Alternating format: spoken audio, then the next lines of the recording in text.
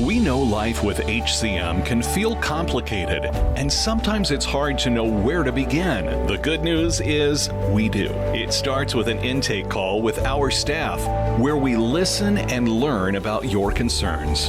From there, we help connect you with our navigation team, who can answer questions about your condition and help you prepare for conversations with your HCM specialist. Intake and navigation help you make the most of every appointment. Learn more about our intake and navigation services at 4hcm.org.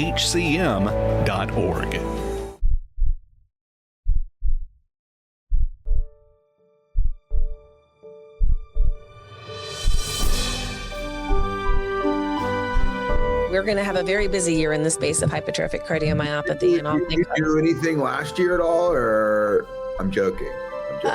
So my last year was 6 countries I've traveled to, right. 17 states, and DC a number of times. I'm actually going to try to stay a little bit more grounded this year and do more work from here, because we've got a lot of amazing projects that are coming into focus this year.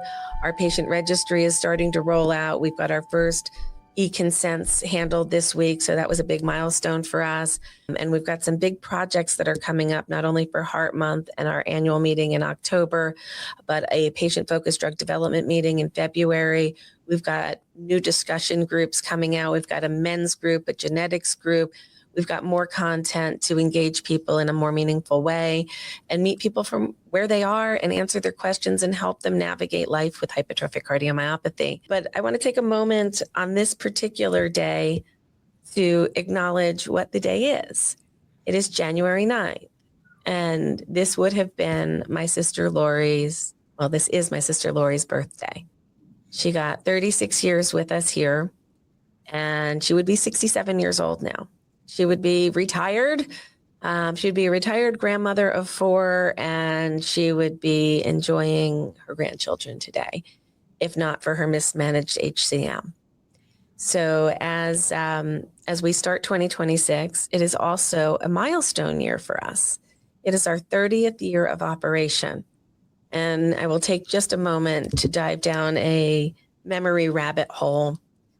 And I believe in the other room, I probably should have gone and grabbed it. I actually have the note that I had called this guy because I was confused and I didn't understand what was going on with my sister's care or my family's care. And I found this article from this guy named Marty Maron, who I guess might have known something about hypertrophic cardiomyopathy.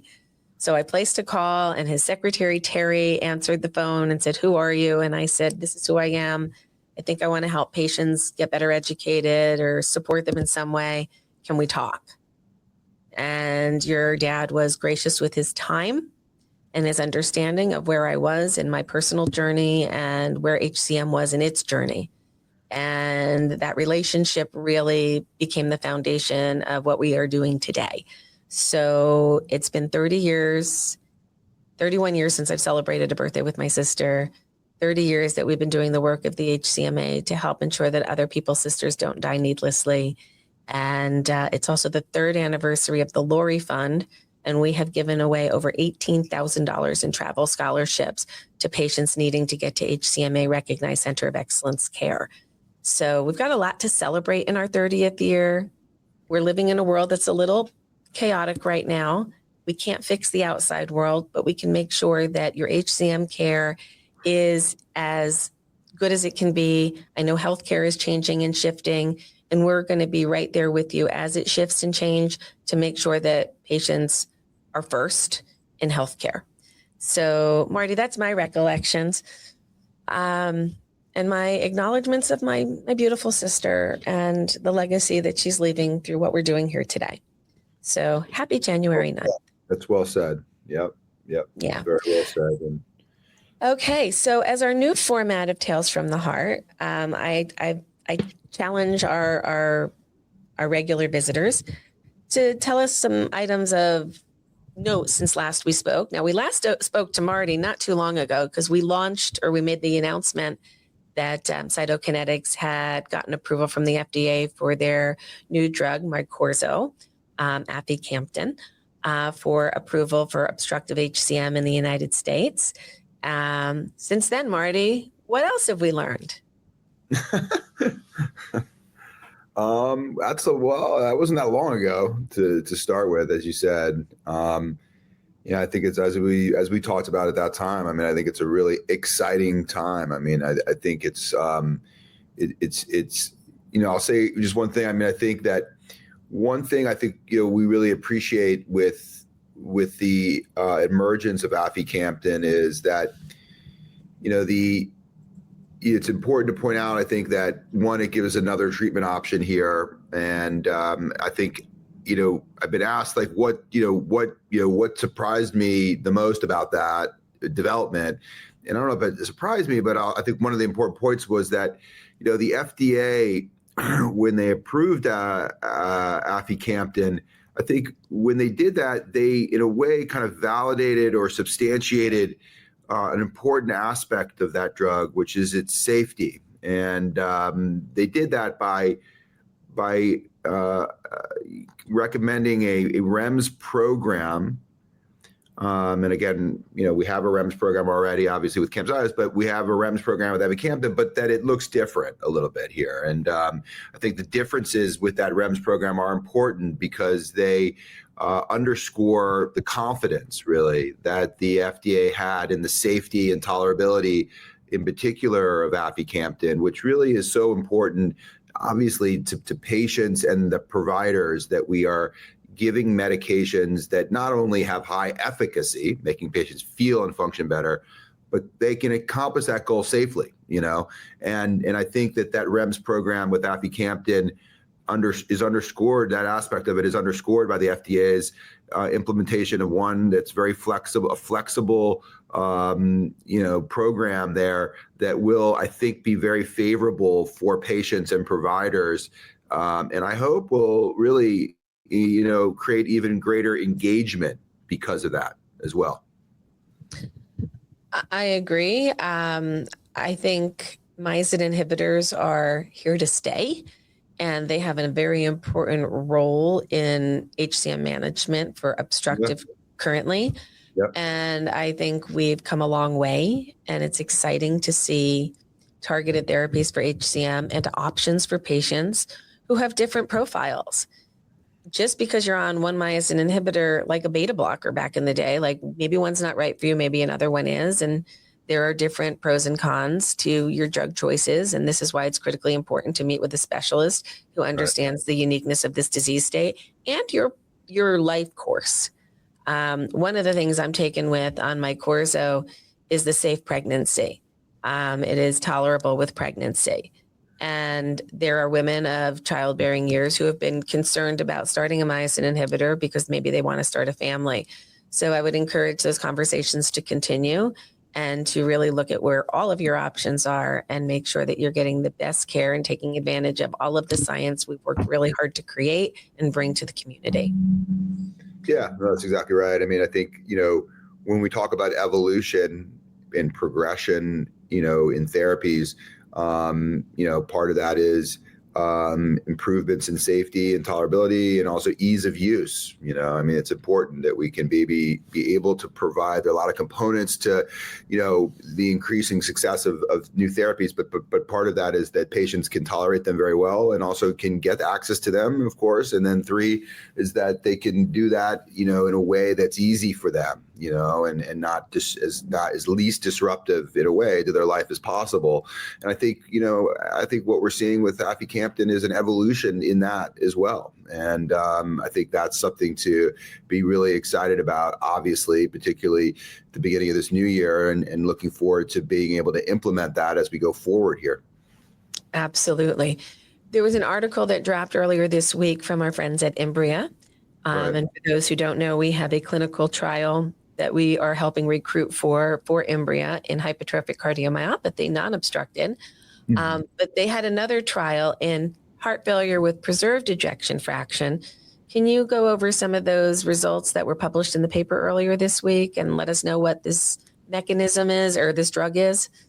Yeah, sure. For those that may not be familiar, and that maybe quite a few, because it's a new drug that's under investigation at the moment. It's not approved. It's under investigation, which means it's being evaluated in non-obstructive HCM right now. as part of what we call a phase 2B study. And it's called the niraparib. And it's really an interesting and novel therapy. It works by essentially altering the energy source that the heart, in this case, the HCM heart, uses and relies on for both contraction and relaxation. Okay. And why that's relevant and particularly important here is that in HCM, for a number of different reasons, the energy source that's usually used by the heart is an inefficient source. Okay, it's called free fatty acids, and by shifting, the drug then shifts the use of the energy from that to a different source, shifts it more preferentially to glucose, which gives the heart just a lot more energy. And that's important because the problem, and one of the major problems in HCM, particularly non-obstructive HCM, is that because the heart's thick, it's kind of stiff and it doesn't relax as well as it should. And part of the reason it doesn't relax as well as it should is because the relaxation part is really dependent on efficient energy source. And so by improving that through this drug, the idea is that you will help optimize the mechanics of the HCM heart to help it relax better, feel better, and that will translate into patients feeling better and functioning better. Okay. And then to connect that to what you just said, the niraparib, showed in non-obstructive HCM in a earlier study that was published already about a year ago that it did, in fact, in symptomatic non-obstructive patients, make a significant portion of those patients feel and function better. And that led to the current effort, which is a phase 2B study called Fortitude, which is currently a global study looking at that drug in non-obstructive HCM that it just started enrolling in the US. Okay. And what you just mentioned was a study looking at that drug, niraparib, not in HCM, but in a different form of heart failure. And why that's relevant, and I think why you're talking about it, is that, there are other diseases like HCM, other heart diseases, where there is this energy deficiency problem that leads to patients not feeling well. And I think what this study showed was that when in those heart diseases, what we call heart failure, in the setting of the heart function being normal from diabetes and diabetes and obesity, so patients that had those plus heart failure, that the drug niraparib had an effect of optimizing the energy utilization, and that translated into improvements in the heart function and how patients felt and functioned, similar to that prior study in non-obstructive HCM. So it helps to kind of confirm, in a way, and support the findings so far that we've seen in HCM, now in other heart diseases, for a common reason, that the energy problem, if you fix it, it may be very helpful for patients. So that's what that study showed, essentially. And so it gives more confidence and I think, enthusiasm to what we're doing with that drug in HCM now with that Fortitude HCM global study. And so if you're a non-obstructive patient out there and you're feeling frustrated by symptoms and your quality of life, then, as we've talked about before on multiple podcasts, considering exploring clinical trial efforts like this one, may be worth exploring with your local cardiologist. I think that was a great setup, and I will let you all know that we did start our recruitment for Fortitude HCM back in November. We opened it up for the programs that were open, but we did take our foot off the gas intentionally because through the holiday seasons, not many people want to engage in a new clinical trial and start up during the holidays. So in another week or so, you're going to get a newsletter with the survey again with updates on what sites are open. And you can choose to give us your information. We will send it over to a clinical site coordinator who will then speak to you about the trial in much more detail and determine whether or not you want to participate in that trial. We are just kind of a gateway to help handshake people so they can find trials more efficiently. So you'll be getting the opportunity to participate in that clinical trial coming up very shortly. And there are multiple sites open throughout the country, including Leahy, where Dr. Maron practices. I do want to jump back to something I forgot to mention at the top of the podcast as it relates to healthcare access in the United States. Mm-hmm. As many of you may be aware, yesterday the House voted 230 to 196 to extend the ACA tax credits. I'm going to just be very blunt here and tell you, I don't necessarily know that that is our end destination for fixing our healthcare crisis in the United States, but it is definitely something that we need to do while we work on the bigger questions of how are we going to create a sustainable system. So at this point, I would tell you the power lies in the Senate of the United States. Please contact your elected officials, your senators. If you don't know your senator's phone number, call the switchboard at the White House, or I'm not at the White House, at the Senate building, and they will transfer you to your elected official. We also encourage you to work on the state level as well to ensure that health plans are sustained within your state, because there are state regulations and federal regulations that we're working with here. But right now, the action is at the Senate. And the Senate needs to know we need a viable healthcare system in this country. And earlier today, I dropped another edition of Tales from the Heart, which is going to go under the branding for 2026 of deconstructing healthcare. Lisa went on a rant at the end of the year as ACA was coming to an end. And I've been talking to a lot of amazing people within the healthcare continuum, people who have run major healthcare companies, physicians, people who are running hospital systems. They're in trouble too. They don't know how to provide the resources to their constituency. We're all trying to figure out where it broke, why it broke, and what we need to do to really fix it. And there's a lot of nonsense out there that has just been added on to healthcare for political reasons. We're not going to talk about politics. We're going to talk about what healthcare should be and where the problems are and where we as citizens can get involved to make positive change. I'm not here to fight with anybody in deconstructing healthcare. We're here to understand, why do PBMs have so much power? What is a 340B and how is it impacting how your hospital is funded? You probably have no idea. And if you did, you'd want to talk to your elected officials about changing those systems to make them more fair and balanced. So that is going to be part of another, what I call pillar of Tales from the Heart, and that will be called Deconstructing Healthcare. And I will be talking to a whole bunch of different types of people all year about different aspects of healthcare and hopefully getting to a core understanding of what we believe as a nation we need as a healthcare system and working collectively towards that, regardless of who you voted for or what your political ideation is. It's healthcare, it's not politics. And we need to have that conversation. So we'll be doing that through the year. And I encourage dialogue, not arguments, dialogue. So looking forward to building that out with you as well. So contact your elected officials and let them know that we need to fortify healthcare and then work on the changes that need to come.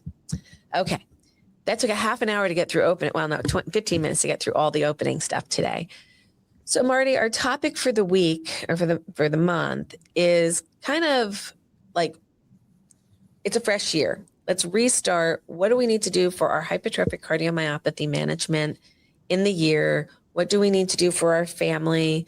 What are we doing about screenings? I know there are some challenges with funding right now for some families, but a patient with HCM, what do they need to be doing annually to make sure that their HCM stays in check and that we're on top of everything?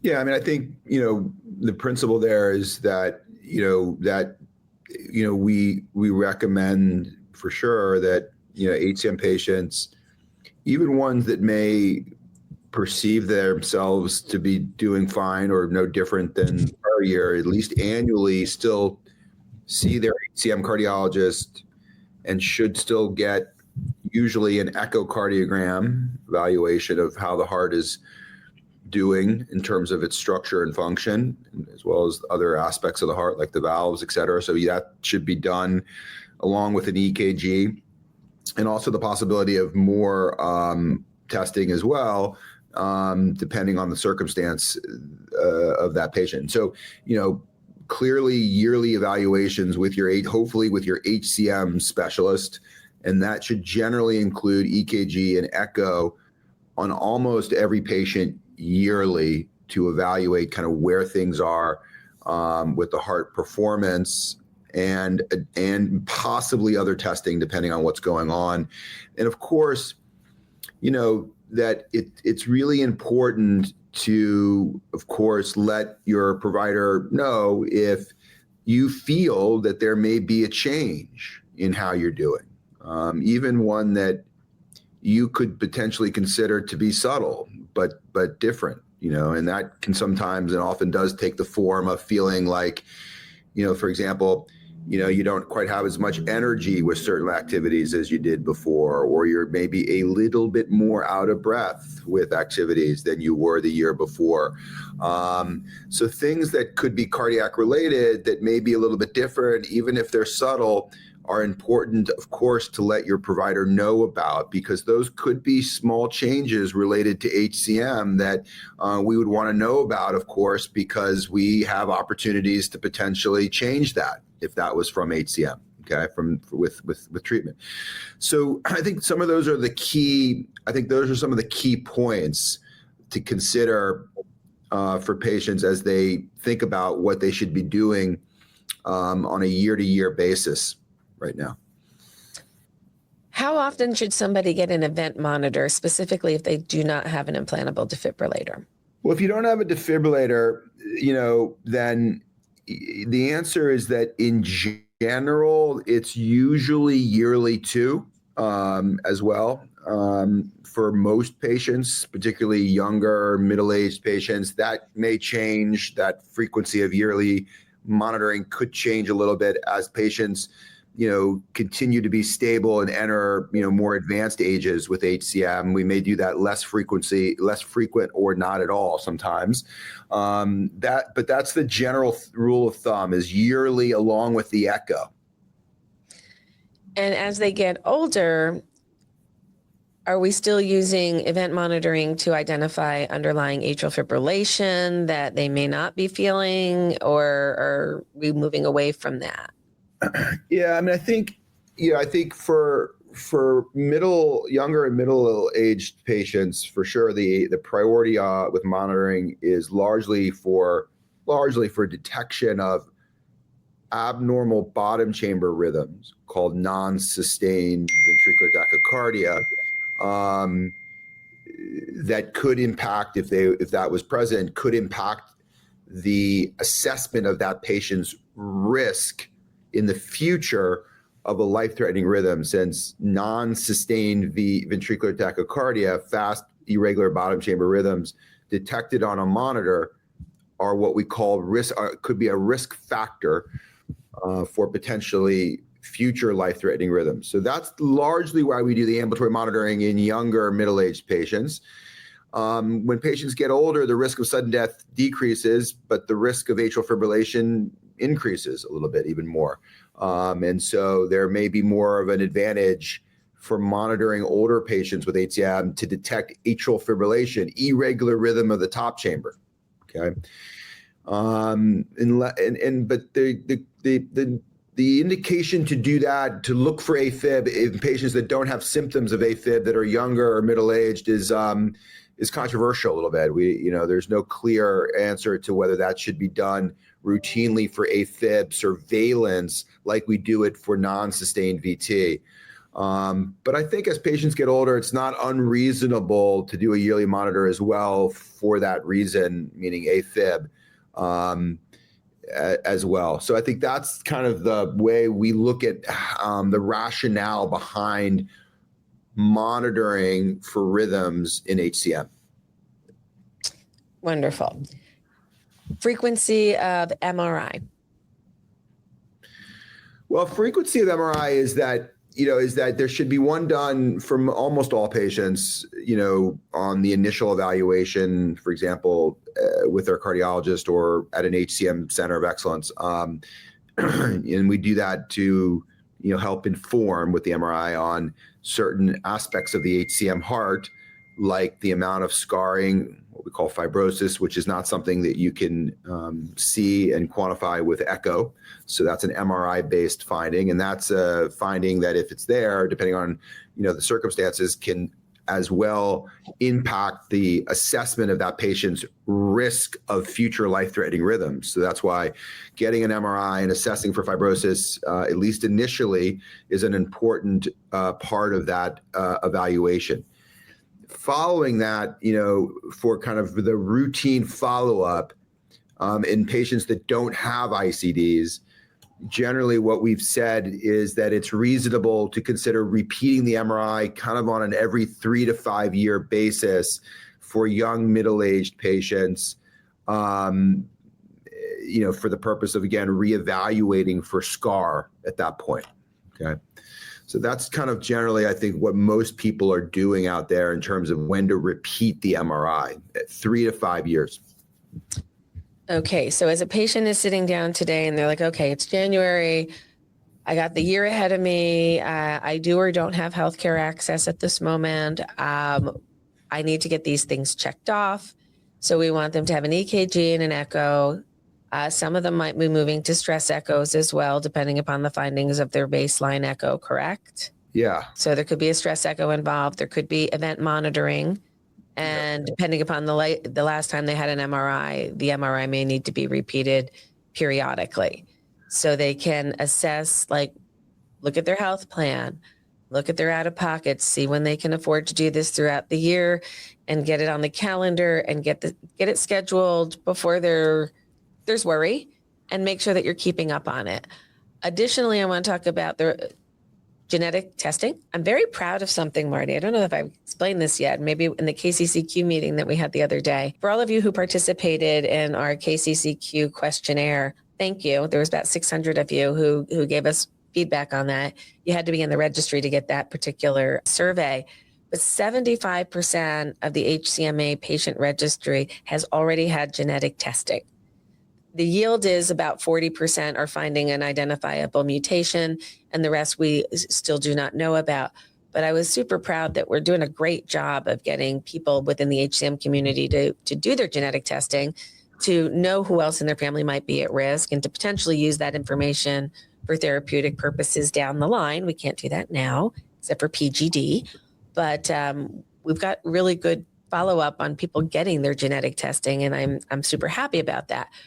But for those who had variants of uncertain significance or no gene identified, how often should they be reevaluating genetic testing for those VUSs and unknowns? It's a good question. And, for those that may not quite understand, the context there, because it's a little confusing, is that, with genetic testing, the expectation for a lot of people is that it's, the results of doing genetic testing is sometimes a binary yes or no.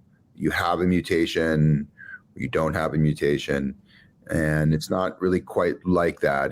There can be certainly patients that have a positive mutation identified with genetic testing, but there's also results that are what we call kind of more gray area. Okay?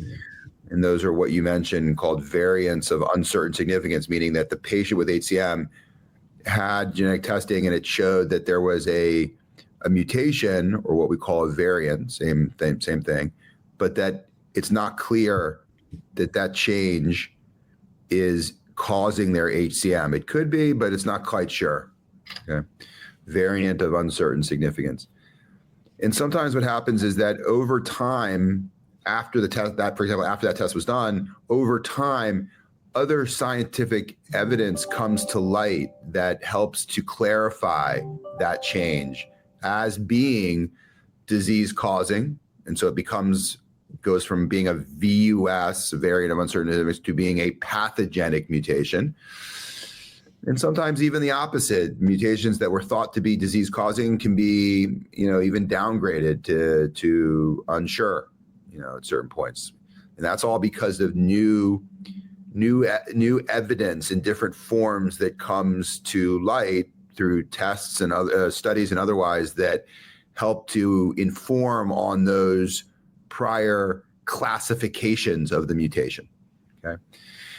And so because of that, the recommendation is to reevaluate if you had a genetic test done in the past and it was a variant of uncertain significance or negative, you may want to revisit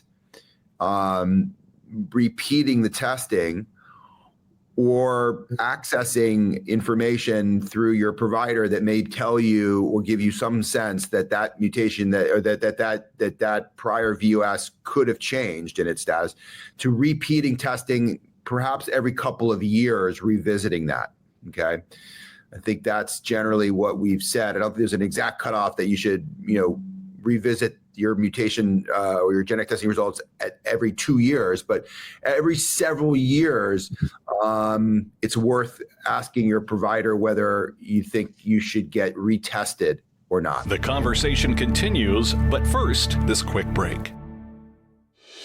This year, the Hypertrophic Cardiomyopathy Association marks 30 years of connecting patients to expert care. During that time, HCMA has recognized more than 60 centers of excellence across the United States. These programs use a multidisciplinary team approach to help you manage life with HCM with access to the latest diagnostics and treatments. One patient says his center helped him finally feel heard and confident in his care. To learn more, visit the HCMA website and use the Centers of Excellence directory to find the right program for you and your family. Once again, here's host Lisa Salberg. So we've gone over the big stuff. Now let's pivot to our family members. Okay. Let's review the screening guidelines for children in families with hypertrophic cardiomyopathy and adults in families with hypertrophic cardiomyopathy. How do we screen these guys? And I'm going to tell you, my perspective has changed a bit in 2025 based on personal experience. And I'm not 100% in alignment with the guidelines in my personal experience right now. So I'm looking to see where we're going to go here. When do we start screening our little ones? When should we do it? It's a tricky question, actually. Yeah. I think here's what I would say. I think in terms of screening, that the answer is that for sure, screening with echo and EKG should begin no later really than the beginning of puberty. Okay. And the option, in a way, which is reasonable to do, to begin screening, before that, if parents, feel strongly in a way that is information that they want to try to clarify, meaning screening to make sure that there's no HCM in that child with an echo pre-adolescence. It's reasonable to do it then. Okay.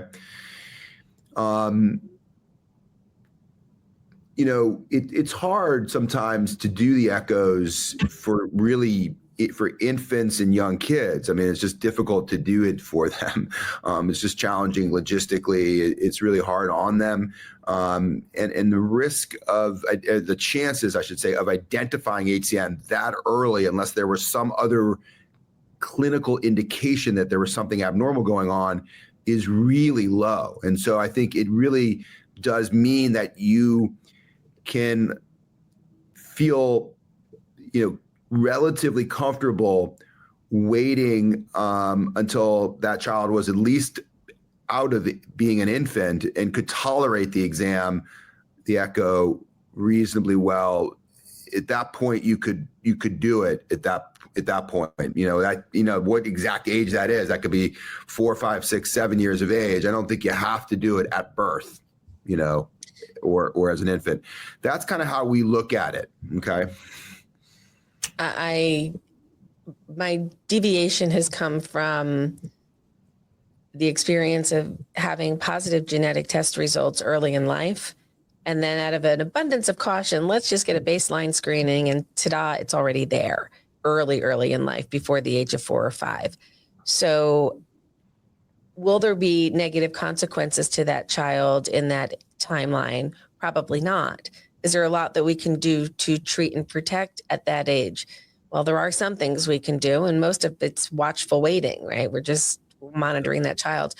But to those families who have come to me with the similar question of when do I screen my kids once I know they're gene positive, that's a conversation for you to have with your chosen healthcare providers.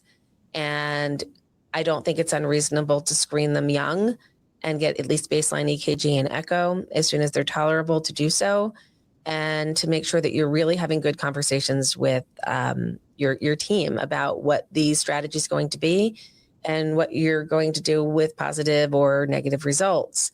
It's a very difficult time for families to live in the ambiguous nature of, I have a gene, but I don't have a disease, and what might happen.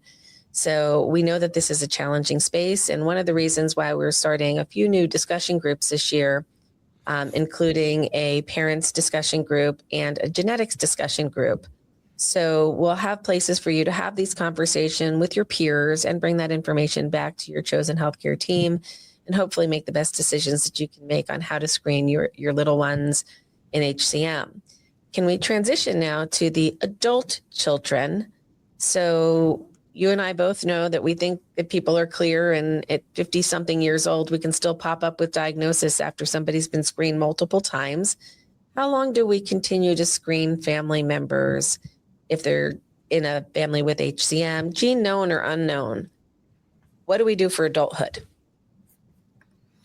For adulthood, in general, what we've said is that you want to do your most sort of intensive echo evaluations to see if there is evidence of HCM by increased wall thickness during puberty, because that's the time that's most likely that a patient will, if they're going to, convert to having a clinical diagnosis of HCM.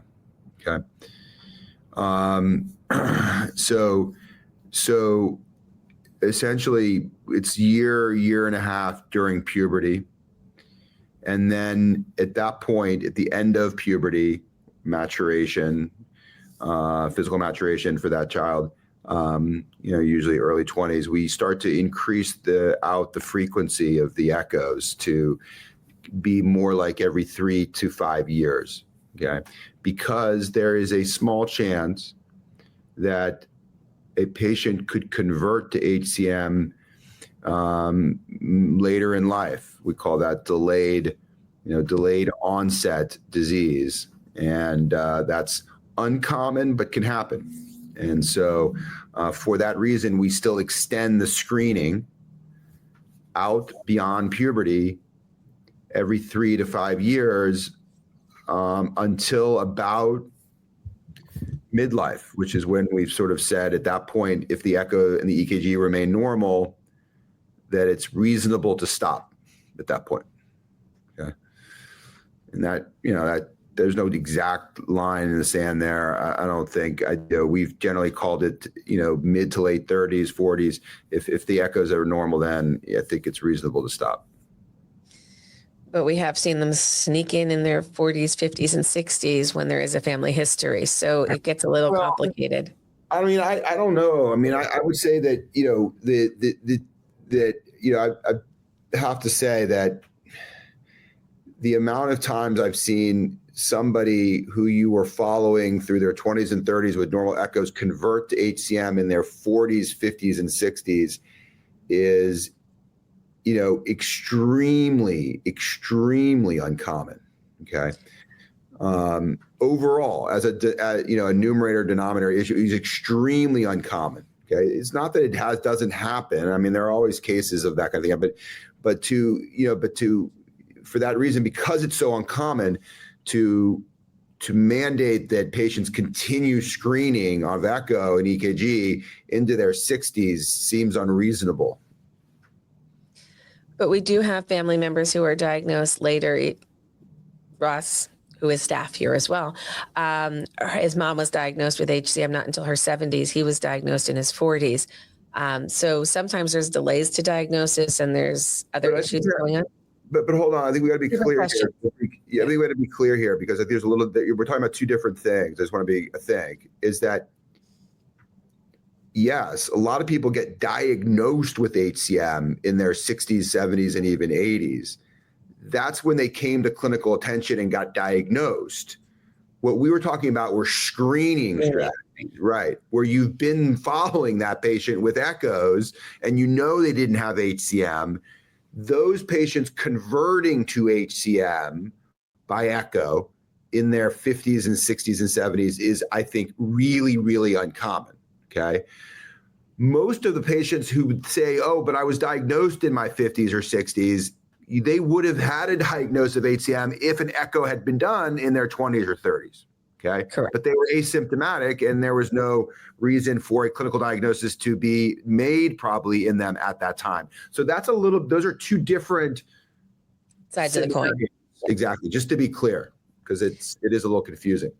Yeah, that's what I was trying to pull out of there. So diagnosis can come at any point.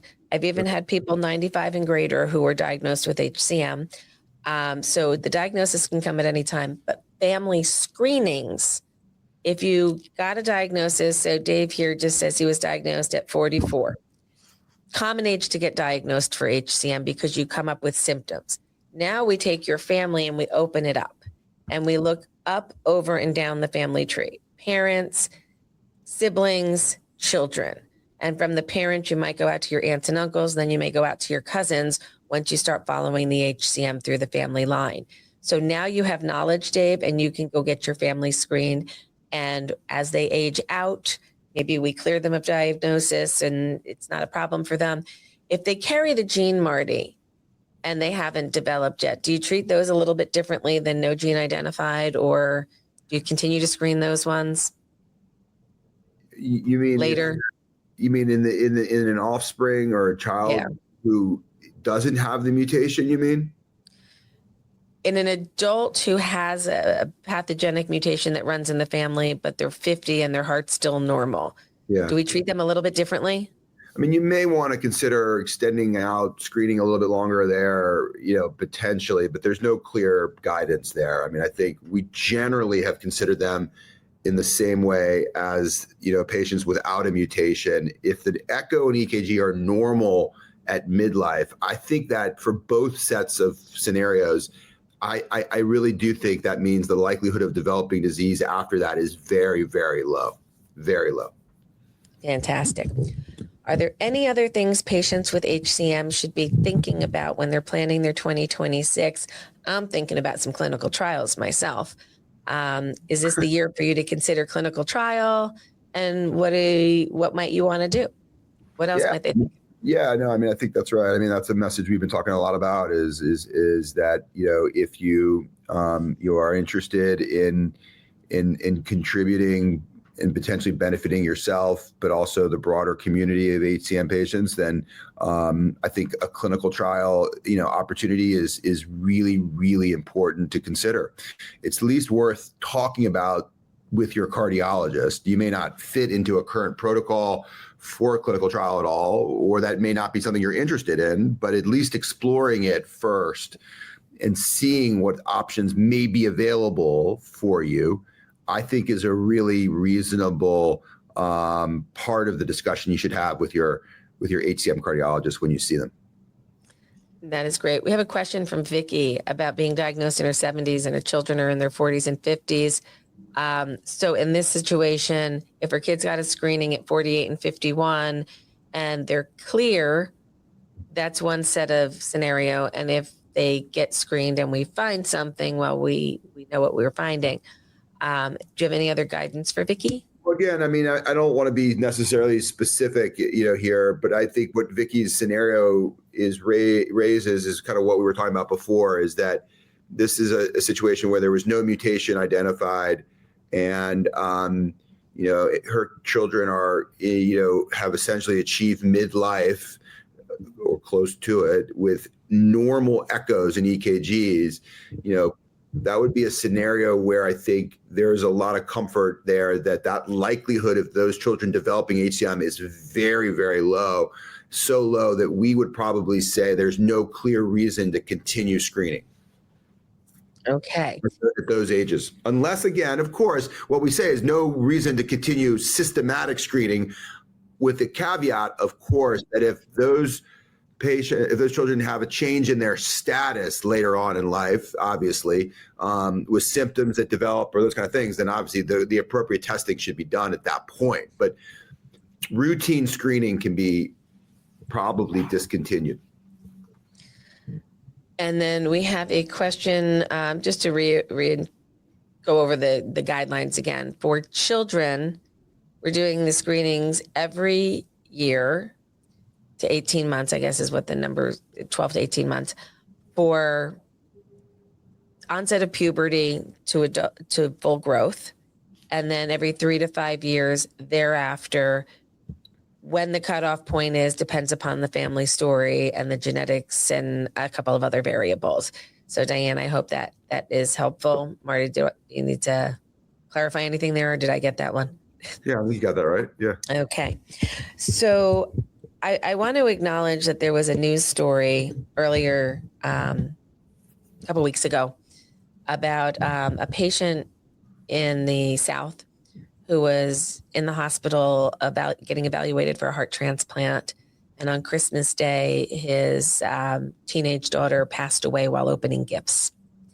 It is unclear. I've been asked this question from many people, and the story's been brought to me from many different angles. It is unclear whether the daughter also had hypertrophic cardiomyopathy, but we are likely to suspect that is what is at play here. Our condolences go out to the family, and we are looking forward to speaking to them in the coming weeks to help them navigate their next steps with HCM as they are grieving the loss of their child.